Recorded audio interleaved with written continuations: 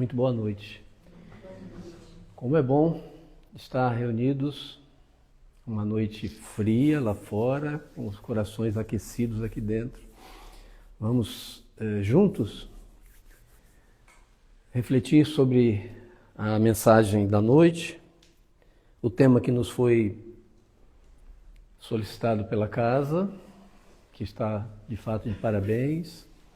Essa decoração, a Júlia estava dizendo, decoração das crianças, então a energia das crianças ainda está aqui, e tomara que ela continue durante muitos e muitos anos, porque a evangelização, trazer a criança para o seio do Cristo, na compreensão do real objetivo da vida, que é o ensino moral, desde pequeno, fortalece a célula fundamental da sociedade, que é a família, e faz com que nos tornemos seres melhores. Vamos formar seres melhores também. Esse é o nosso papel como pais, avós e etc. O tema A Cura do Ódio é muito interessante. Aliás, são 180 temas no livro Pão Nosso, uma obra ditada por Emmanuel a Francisco Cândido Xavier. E quando eu fui revisitar o livro e vi o tema, ele tem uma folha. Aí você diz assim, é fácil. Não, não é fácil, porque Emmanuel ele é profundo, não é à toa que ele é, sem dúvida, um espírito de escola, um espírito milenar. A história de Emmanuel é fantástica e todas as doses homeopáticas de cada um desses itens toca profundamente cada um de nós. E não poderia ser diferente. A cura do ódio. Vamos fazer uma pergunta para nós mesmos. É possível curar o ódio, que é uma doença da alma e não do corpo? Reflete no corpo, mas é da alma. É difícil. O ódio requer o envolvimento da caridade, como Jesus a compreendia, benevolência para com todos, indulgência, ou seja, uma compreensão amorosíssima para com o outro, e perdão das ofensas, que talvez seja da oração dominical dos pontos mais difíceis e mais profundos para a humanidade inteira desenvolver. Tanto perdoar quanto pedir o perdão. Mas, falando sobre o ódio, vamos só nos lembrar quem somos. Como assim? Nós ainda não nos conhecemos, nós individualmente. Acreditamos ser o que não somos. Isso pode parecer incrível, mas é verdade. Durante o dia de hoje, nenhum de nós, nem eu, na minha ignorância, na minha pequenez, parei para pensar que eu era e sou um espírito imortal, gerado por Deus, em um determinado momento no tempo e no espaço, e que habita um corpo físico, não por casualidade, mas sim por causalidade, por um planejamento, e que aqui estou buscando um progresso, esteja eu consciente disso ou não. O progresso é moral.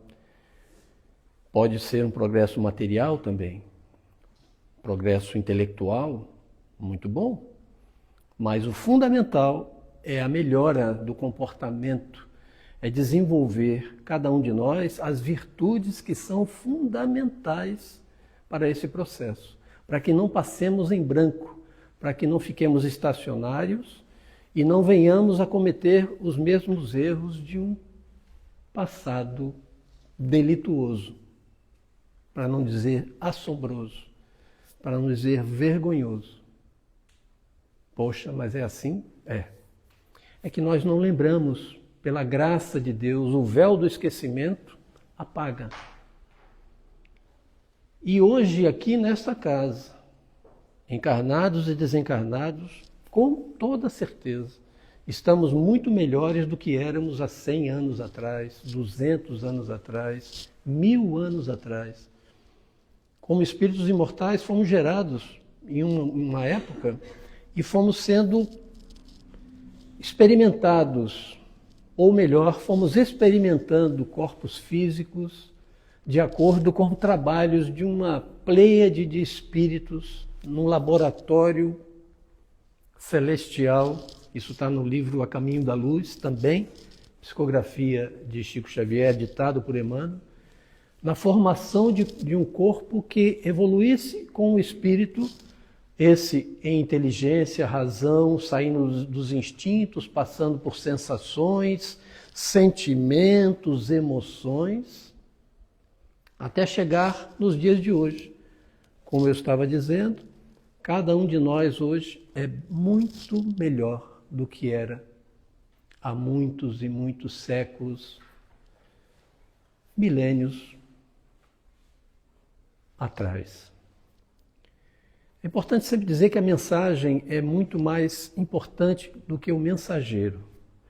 Eu não me arvoro a imaginar que tenho profundo conhecimento da doutrina e tenho equilíbrio emocional muito especial, que não vou jamais me abalar pelos vícios, pelos pendores viciosos e as imperfeições. Absolutamente. Cada um de nós sabe como é.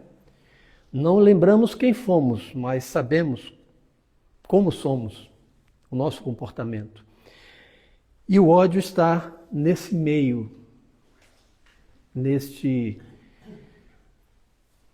esse movimento que nós fazemos ao longo desta existência atual.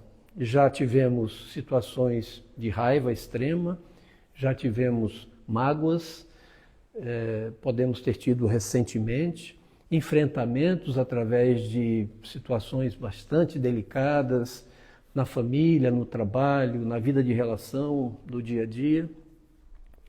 Mas eu entendo que Emmanuel, quando fala sobre o ódio, e ele vai na história da humanidade, onde nós, vivendo outras existências, como espíritas cristãos, e aí abrimos um parêntese para lembrar aos irmãos que, se porventura estiverem com dúvidas, se estão no caminho certo, eu estou realmente abraçando a doutrina espírita porque ela, de fato, além de esclarecer dúvidas e explicar as aparentes anomalias da vida, essas coisas que acontecem e a gente diz assim, poxa, mas como é que pode acontecer isso? Como é que eu posso ser insultado gratuitamente? Como é que eu posso ter alguém que tenha ódio de mim se eu não tenho conhecimento de ter agido mal contra essa pessoa? Como pode tanta violência, tanta injustiça no mundo? Hoje, infelizmente, abriu uma matéria na televisão, um jovem de 24 anos matou as 2 filhinhas para se vingar da esposa.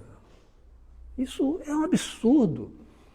Há uma alienação da humanidade, uma coisa terrível. Então, o Espiritismo é, de fato, a chave que abre todas essas portas. Ele me religa a Deus. Eu estou, de fato, no caminho certo.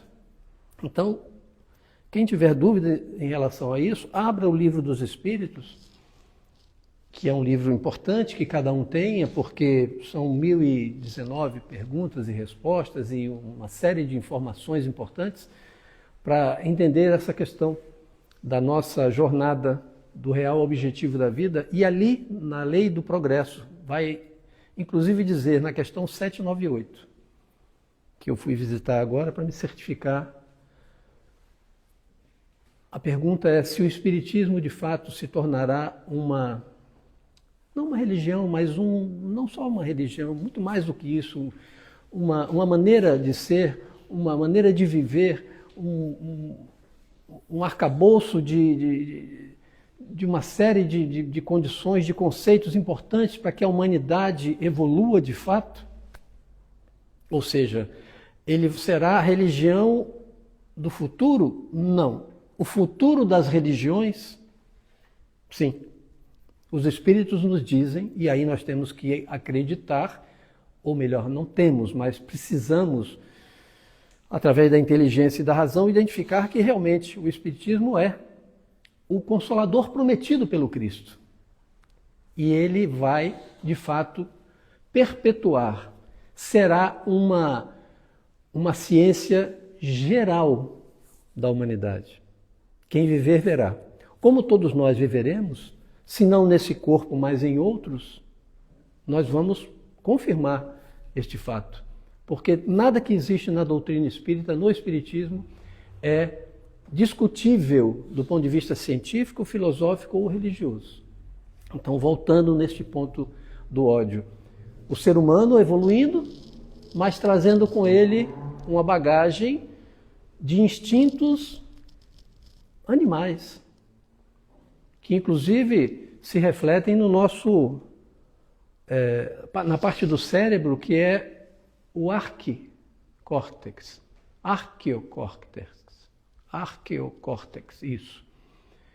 E onde estão aquelas sensações mais brutais, mais rudes, aqueles comportamentos onde o pavio é mais curto e depois a gente se arrepende, fica até constrangido e o arrependimento, às vezes a situação é muito grave, vem o remorso. E o remorso é difícil porque você se sente culpado e para você voltar ao arrependimento e do arrependimento voltar ao perdão leva tempo por causa do orgulho. O ódio é filho do orgulho. Então, vocês devem estar com a folha, se quiserem acompanhar pela folha. Emmanuel abre esse capítulo, esse item, dizendo o seguinte. Ele coloca uma máxima de Paulo de Tarso, o apóstolo que não foi contemporâneo do Cristo, mas foi contemporâneo de outros apóstolos, como Pedro, Tiago, entre outros. A história de Paulo é muito pesada no livro Paulo e Estevão, quem tiver oportunidade leia. É um romance, e é um romance que não é uma ficção, é uma realidade. Ele diz assim: portanto, se teu inimigo tiver fome, dá-lhe de comer. Olha só. Teu inimigo, se tiver sede, dá-lhe de beber. Por quê? Por quê? Fazendo isso, amontoarás brasas de fogo sobre a sua cabeça. Ou seja, sobre a cabeça dele. A gente imagina que é sobre a nossa cabeça. Nós fomos pesquisar. Fomos pesquisar entre palestrantes de alto gabarito e Arthur Valadares dá uma explicação muito boa nesse sentido. Brasas sobre a cabeça. O que vem aí? O que Paulo queria dizer com isso? É quando nós nos comportamos segundo o Cristo, aí entra Jesus. Sempre entra Jesus. Jesus tem que estar na nossa existência como o ar que nós respiramos. Qualquer ênfase que eu coloque, qualquer estímulo maior que eu fale, não vai de forma nenhuma traduzir a importância do Cristo e de forma nenhuma eu me arvoro a imaginar que eu tenha esse conhecimento, esse amor pelo Cristo que nós precisamos desenvolver. Mas é sempre Jesus. Jesus, como médico das almas, vai falar sobre o ódio. Ele vai explicar situações das doenças físicas, mentais, do organismo e principalmente da alma, que se nós seguirmos, por exemplo, as bem-aventuranças, é uma aula de neurofisiologia para os cientistas atuais. A ciência atual comprova o que Jesus falou de maneira não muito clara, muito aberta, mas que hoje está perfeitamente compreensível. Quando ele diz, por exemplo, bem-aventurados os pobres de espírito, porque é deles o reino dos céus. O que é o reino dos céus? É um reino onde não existe em nós, é um reino interno, individual, pertence a cada um, envolvido com Cristo, onde não existe mais nenhuma mágoa, rancor, sentimento de vingança, ódio, ciúme, inveja, ganância, cobiça, maledicência. Não existe mais nada. Quando será que esse reino vai efetivamente se desenvolver em nós? A neurolinguística, a neurofisiologia diz claramente o seguinte, que a bondade, experiências realizadas, a bondade, a fraternidade, os sentimentos de amor ao próximo, aqueles onde há um total desprendimento, fugindo da maior das imperfeições que Kardec coloca no Livro dos Espíritos, que é o interesse pessoal, ou seja, o egoísmo, que também é filho do orgulho. Os dois andam juntos, se eles não são irmãos, são parentes, eles andam juntos. E essa bondade, todo o amor que se coloca no atendimento, no servir o próximo, sem nenhum interesse, provoca em nós uma onda de elementos que são liberados pelo cérebro, de neurotransmissores que nos acalmam, controlam a ansiedade, aumentam a nossa imunidade, fortalecem o coração, o órgão responsável por 60, 70, 80 anos, 100 anos, impulsionando 6 a 8 litros de sangue no nosso corpo, fazendo todo aquele processo, todos os órgãos são fortalecidos, ou seja, e nos torna cada vez melhores. Isso é uma realidade. Bem-aventurados os mansos e os pacíficos, mesma coisa. O manso, o pacífico, o brando. Tanto é que Jesus fala: vinde a mim todos vós que estáis aflitos, sobrecarregados, eu vos aliviarei. Eleve o meu jugo, suave o meu jugo, leve o meu fardo. Vinde a mim, eu sou brando de coração. Essa brandura que nós ainda não conhecemos, mas passamos por esses sentimentos diariamente. Só muitas vezes não conseguimos nos deixar levar por eles, porque às vezes interpretamos a bondade extrema, a brandura, a mansuetude, a moderação, a prudência, a previdência. A humanidade acredita que esses são sentimentos tolos, que você ser bom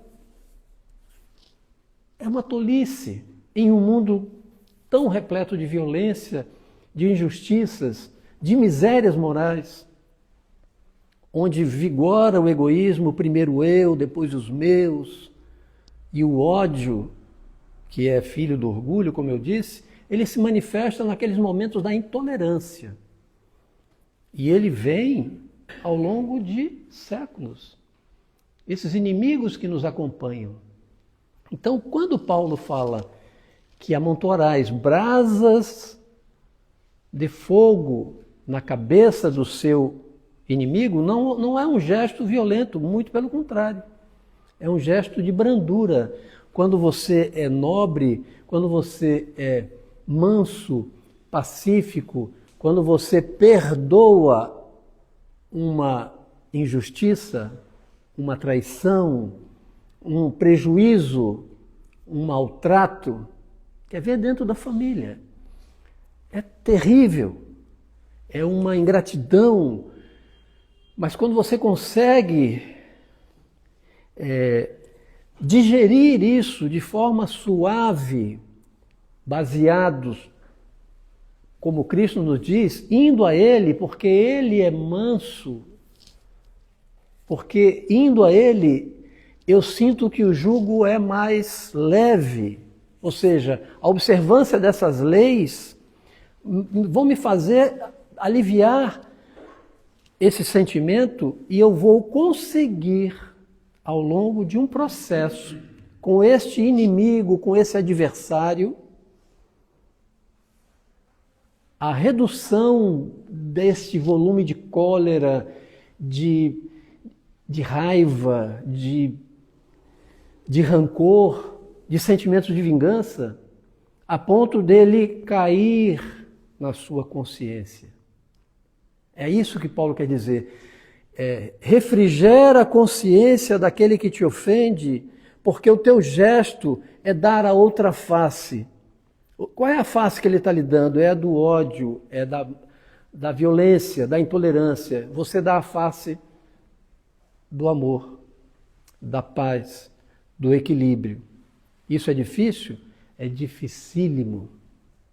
Porque a primeira sensação é a resposta, é o revide. Porque, infelizmente, somos ainda espíritos em um processo de desenvolvimento que trazemos na bagagem, uma bagagem mesmo, que a Igreja Católica Apostólica Romana sempre colocou, eu venho deste meio religioso, colocou como um pecado original. Mas o pecado original é original que se originou em mim. É o erro do alvo, como diz, né? Eu errei. Eu trago uma bagagem de erros, que eu preciso repará-las. Esse que te ofende, esse que produz o ódio, ele precisa se conscientizar que aí entra novamente a neurofisiologia. Este que está com o ódio carregado de energias negativas, ele está liberando no seu organismo cortisol, nós sabemos disso, e outros elementos que vão prejudicar profundamente o seu organismo físico. Vai prejudicá-lo fisicamente, mentalmente e espiritualmente. Fisicamente, o que a brandura, o amor, a fraternidade, os sentimentos de afeição, um perdão sincero faz para o organismo daquele que age dessa forma, o ódio, o rancor, a mágoa, os ressentimentos causam justamente o contrário. Prejudicam a pressão arterial, cientificamente falando. Prejudicam a imunidade, baixam sensivelmente a imunidade, trazem doenças porque inicia no processo do estômago, do esôfago, do intestino. Então, sabe-se hoje que essas energias que permanecem no corpo, elas vão destruindo o nosso sistema imunológico e, infelizmente, as bactérias que não são boas, os organismos vão tomando conta. Então, normalmente, aqueles processos de câncer de garganta, de laringe, de faringe, outras doenças, gastrite, a úlcera, chegam a levar esse alimento muitas vezes até ao suicídio, pelo desespero, porque há como que uma loucura, há um processo mental que degenera. O ódio chega a esse extremo. Quem sente ódio sofre imensamente. Quem recebe esse ódio recebe energias extremamente pesadas. Qual é a nossa cura? Qual é a nossa proteção? A prece. Estamos fazendo aqui hoje essas reuniões em que nos encontramos, refletimos sobre o bem, mentalizamos nossos eventuais desafetos. Cada um de nós tem. Basta pensar nele agora, nesse instante, nele ou nela. Pense nesse irmão, ele pode estar até desencarnado. Eles nos influenciam. Vamos orar por eles. Vamos adotar essa prática Então, o que Paulo está dizendo é que uma forma de você enfrentar situações como essa, mesmo que não seja um enfrentamento pessoal, mesmo à distância, sabendo que aquela pessoa está transmitindo a você todas aquelas energias, que já lhe disse uma série de coisas, já ameaçou você, lidar com isso de maneira bastante tranquila. E como Divaldo, nosso querido Divaldo, no plano espiritual dizia, se ele não te ama, é um problema dele. O amar aí é o mesmo amar que Jesus, mais uma vez, nos ensinava. Amai os vossos inimigos. Orai por aqueles que vos odeiam e caluniam. Olha só. O que ele queria dizer? Não é o mesmo amor que Kardec nos explica no Livro dos Espíritos. Vai explicar. Não é o mesmo amor que você tem por um ente querido com quem você tem relacionamento de confiança e você se deleita naquela relação que é realmente prodigiosa, mas é não desejar a ele o mal, não querer o mal, não desejar a ele o que você não quer para você mesmo, mesmo ele sendo o pior dos seus inimigos, desafetos terríveis. Então, e Paulo é perfeito, Paulo de Tarso é perfeito, porque ele diz que o amor é paciente, ele não se aborrece. Esse amor é o sentimento de renúncia a qualquer sensação contrária à caridade. Toda vez que nós, em pensamento, que é extremamente rápido, né? São milhares de pensamentos que passam pela nossa mente, pelo cérebro e pela mente espiritual. O pensamento, quando chega, nós devemos vigiar e orar. Jesus é médico das almas. Tudo o que ele disse tem uma conotação de atendimento à nossa alma, a nós, espíritos encarnados, ao nosso corpo físico, à mente, que precisa estar liberta de preconceitos, de outras sensações que nos prejudicam e voltada realmente ao bem. Eu vou ler aqui porque essa letrinha aqui é menor, mas pegar mais um trechinho que ele diz assim: o homem geralmente, quando decidido ao serviço do bem, o ser humano, o homem e a mulher, quando decidido ao serviço do bem, encontra fileiras de adversários gratuitos por onde passe. Isso é verdade? É verdade. Porque aquelas pessoas que estão agindo no bem, sem interesse pessoal, sem nenhum interesse de receber algo de alguém, são boas por excelência, elas causam inveja. Aquele mesmo que desenvolve o ódio, que também é originário do orgulho e do egoísmo. Infelizmente, nós habitamos um planeta de provas e expiações e existem muitos espíritos encarnados e desencarnados que nos invejam. Se viemos a uma casa espírita, desenvolvemos uma reflexão e levamos isso no pensamento e procuramos aplicar isso imediatamente ao sair daquela porta, como se fosse um portal dos céus. E essa é a verdade.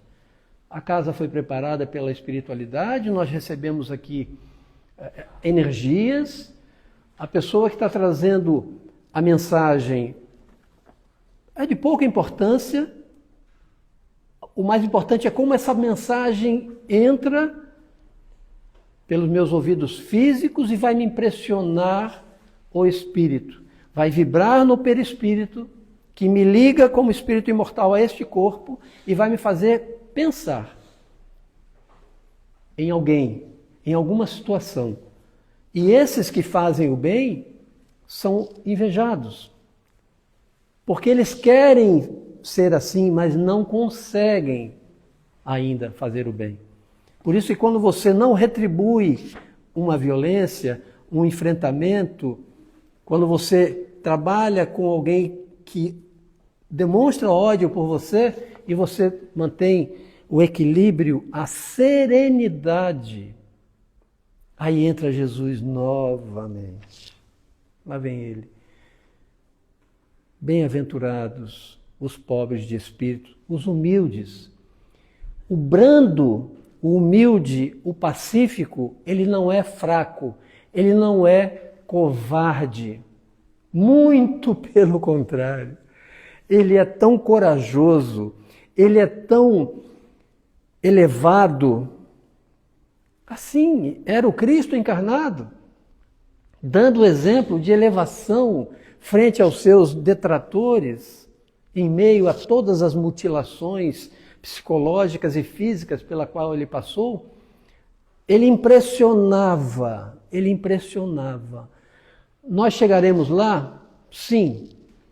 O que precisamos fazer? Trabalhar arduamente para trilhar nesse caminho e levem quantas encarnações forem necessárias, nós consigamos atingir este nível de entendimento sobre o real objetivo da vida e, como espíritos imortais, enfrentar qualquer vicissitude com serenidade, humildade, de forma mansa, pacífica, sendo misericordioso. A misericórdia, como virtude, é muito difícil de ser desenvolvida, mas é um caminho, é um processo. Quando você perdoa quem te ofende, este que odeia você, é um gesto de misericórdia sem palavras. Ele diz mais aqui, às vezes, porém, seja por equívocos do passado, de um passado de outras existências, ou mesmo desta existência, ou por incompreensões do presente, somos defrontados por inimigos mais fortes que se transformam em constante ameaça à nossa tranquilidade. Eles só ameaçam a nossa tranquilidade se nós perdermos o equilíbrio emocional, espiritual, o equilíbrio mental. Sempre perguntando como Jesus agiria nesta hora. Como Jesus agiu naqueles momentos em que ele foi esbofeteado, humilhado, maltratado. Olha o ódio de Pedro, naquele momento em que ele é preso no Jardim das Oliveiras, ao tomar de uma espada, agredir um soldado daqueles miseráveis, pobres, coitados, que não sabiam sequer o que estavam fazendo. Enquanto os próprios judeus não reconheciam o seu Messias, tão prolatado, tão comemorado por profetas como Isaías, Jeremias, Zacarias e por aí vai afora. Não reconheceram. Olha o ódio que eles sentiram pelo Cristo. Como Jesus agiu? Sereno. O Cordeiro. O verdadeiro Cordeiro. Essa folha é grandiosa. Ela transcreve perfeitamente o item 166 deste livro, Pão Nosso. E vale a pena ler. E se você puder pegar esse livro, até PDF pela internet, visite. É bom ter, às vezes, um livro como esse de cabeceira. Abrir inadvertidamente, como se abre o Evangelho segundo o Espiritismo. Mas palestras, olha o que eu fui abrir. Espero que a minha não tenha sido tão ruim. As más palestras. Eu vou ler, sabe? Essa eu não li. Não, é impressionante. Emmanuel, ele é pontual. Ele toca profundamente na nossa alma. E ele, com certeza, em todas as obras, nos auxilia muito, meus irmãos, a compreender melhor essa doutrina gloriosa que esclarece profundamente todos os pontos ainda discutíveis que a humanidade não compreende. Por isso que a doutrina espírita se tornará, como Jesus, mais uma vez, dizia, haverá um só rebanho e um só pastor. Mas não por protecionismo de uma religião, por ser ela o Consolador prometido, ou porque somos protegidos ou somos privilegiados, de forma alguma. É porque é a ordem natural das coisas. A incredulidade vai ficando para trás, os velhos preconceitos, tudo aquilo que nós fomos obrigados a assimilar e que hoje nós vemos não é bem assim. Meus irmãos, eu só tenho que agradecer a oportunidade. A gente muitas vezes se prepara para falar algumas coisas, mas a espiritualidade da casa nos impulsiona a outras, porque ela sabe o que cada um de nós precisa ser estimulado. Não por mim, pela espiritualidade. E alguma palavra, uma frase, muitas vezes um semblante agradável que eu vejo em vocês, que vocês podem estar vendo em mim, auxilia bastante a abrir esse espaço para que essa espiritualidade coloque em cada um de nós as bênçãos para que a gente se torne cada vez mais devotado ao bem. Não importa se você é espírita ou não. O que importa é fazer o bem. Ele termina dizendo, um discípulo sincero do Cristo liberta-se facilmente dos laços inferiores. Mas o antagonista de ontem pode persistir muito tempo no endurecimento do coração. Jesus dizia, meus discípulos serão reconhecidos por muitos se amarem. Quem somos nós? Somos discípulos do Cristo? É uma pergunta que fica. Boa noite a todos. Muita paz. Eu queria falar mais 1 hora, mas eu sei que eu não posso. Eu posso apanhar. Muito obrigado. Obrigado a todos vocês. Muita paz, muita saúde. E eu espero que a Júlia e a Fabiana me chamem o mais breve possível, para eu continuar. Boa noite a todos. Obrigado.